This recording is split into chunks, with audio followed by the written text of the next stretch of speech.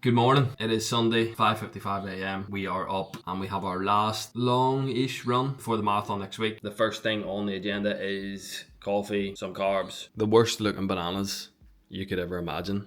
But trust me, they taste good. Straight out of the fridge. The Balinese bananas. You know what they say, it digests a bit easier when it's a bit browner. It doesn't taste any different, so get it into you.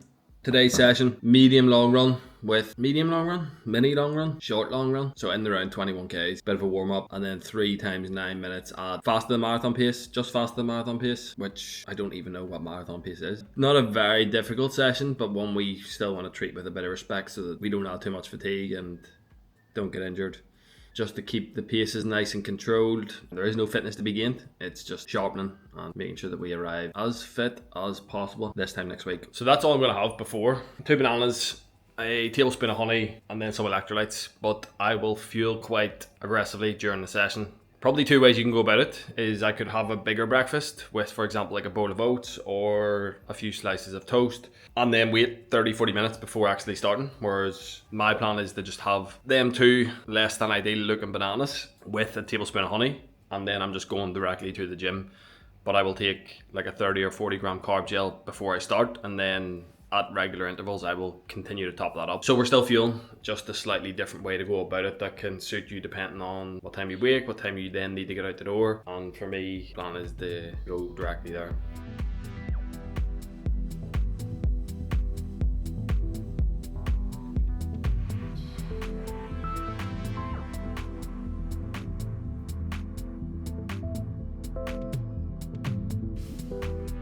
Face ID at the gym is a bit nuts.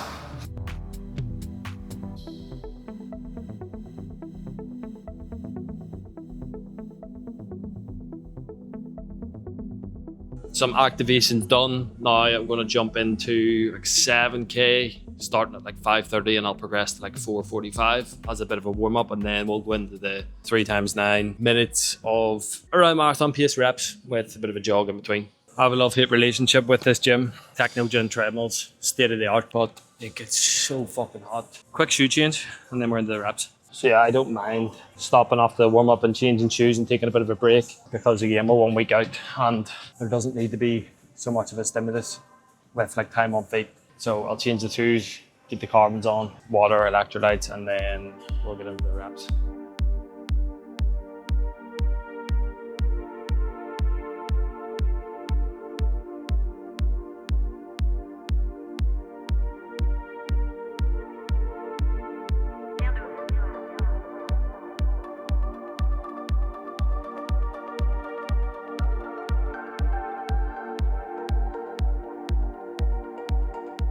Session done. I think I'll go outside for the cool down. Absolutely soaked. I need to jog like 4k or something, so shoe change and then we'll get out. Somewhere around this path in the rice fields. Petition for stronger AC. Good heat training though for Korea. Check the weather forecast today for the race next week, and it's looking to be a nice 4 or 5 degrees at the start. So I'd take a wee bit cooler, but we'll call that close to perfect. Hot, but beautiful scenes. Oh, and we're in the river.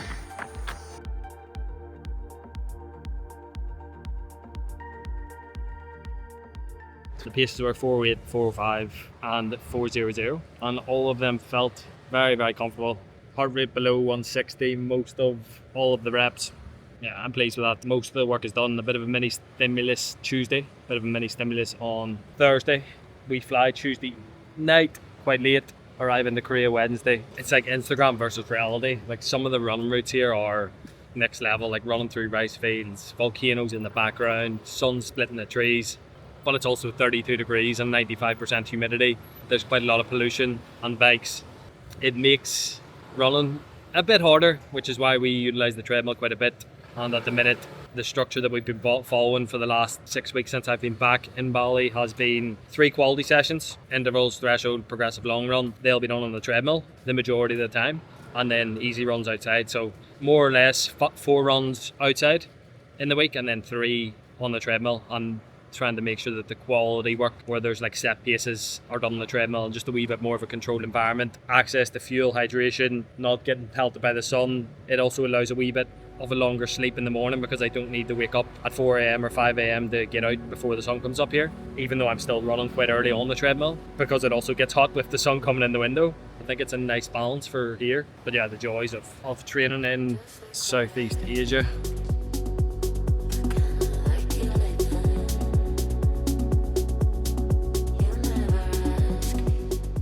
And we are back home. Fucking hell, it's hot. Once it gets past like 10 a.m. here in Indonesia, it gets very, very hot and humid.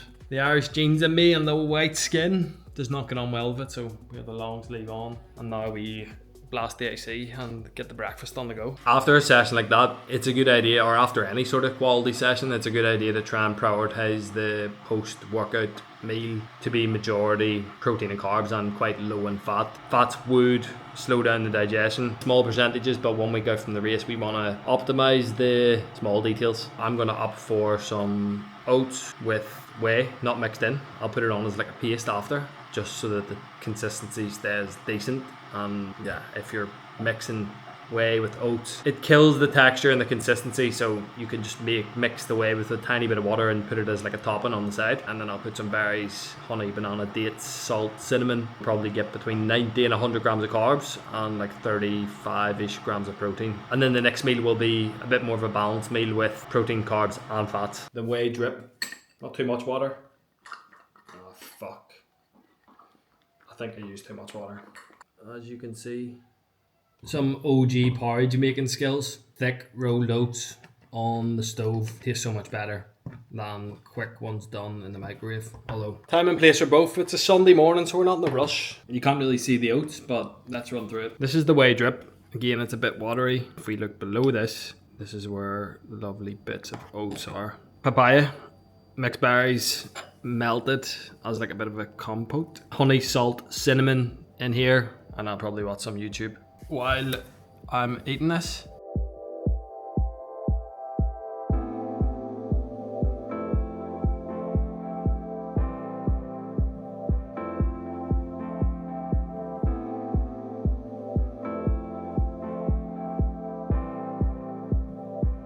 We are back in the gaff. It's like 3:30 p.m. Going to take an hour or so to chill out, then I have to get back to some client messages. But that feed was absolutely smashing. If you are ever in Bali, in Canggu, Sunday Kitchen, it's like a Brazilian restaurant and the food is on another level. But yeah, I think after the run that just didn't rehydrate enough or properly, I lost about 4 litres of sweat on that treadmill. It was super hot today, and obviously I was running for an hour and a half and I'd done the cool down outside. And then I was out, so probably didn't get enough water or electrolytes in. So I've just downed 1 litre of water there with some electrolytes, and also just topped up on some carbs, some dragon fruit, a banana and an orange, because I'm just conscious that I haven't had enough carbs today just yet, but we're planning a good feed later on this evening. It's been a big training week, 1 week today until the race. Probably watch sunset later on, get a bite to eat, meeting a couple of friends for food, and then just some client responses and stuff to make sure everyone is set for the coming week.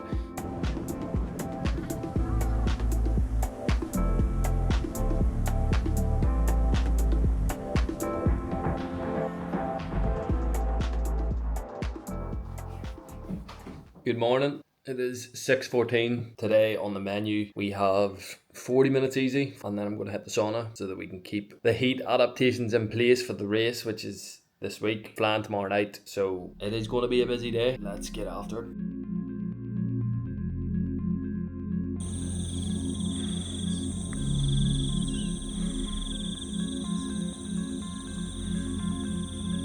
What a morning, Port. Let's go.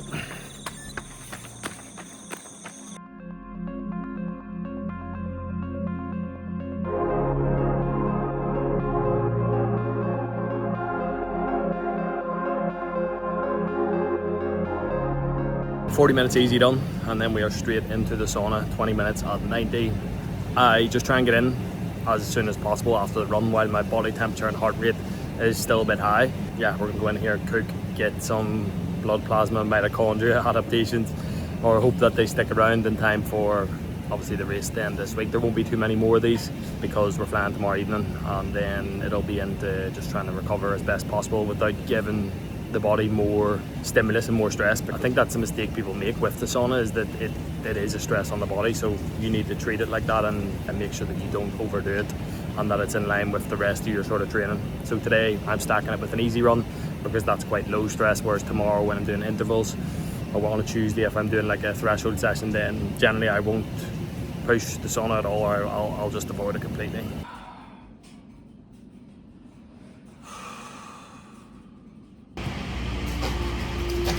Just a quick dip in the cold plunge, because we don't want to nuke the adaptations. Not that I was getting too many adaptations from the easy run, but the sauna was hot. That's the gym up top.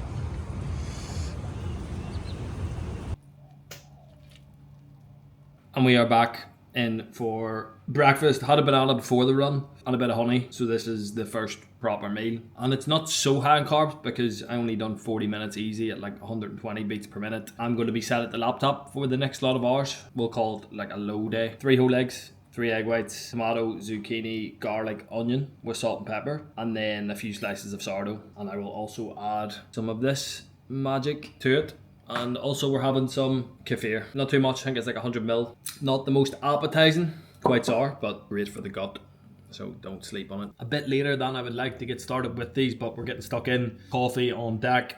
Then we have a very exciting delivery as well coming later, which I will show you. I think it's going to be 2 pairs of running shoes and one that potentially might be the race shoe for this weekend coming. These have been very highly anticipated. You can probably guess what these are if you know me or if you follow me on Strava. The almighty Superblast. Superblast 3 just released. I had Superblast 2, 3 different pairs of them, and each of them have 1,000 kilometers on them. So when they released these, I had to buy them.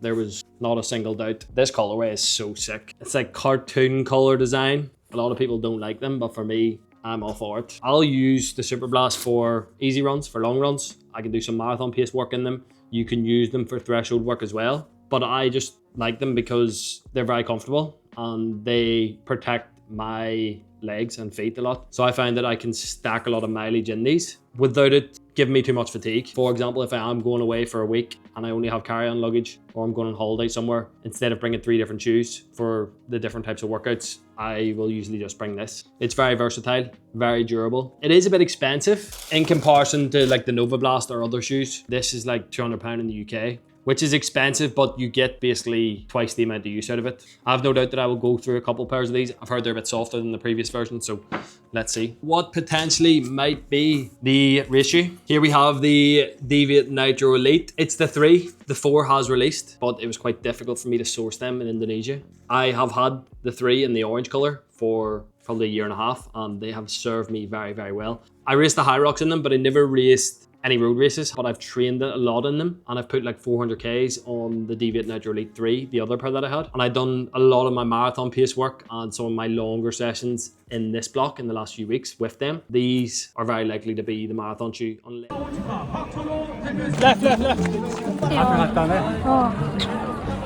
Left.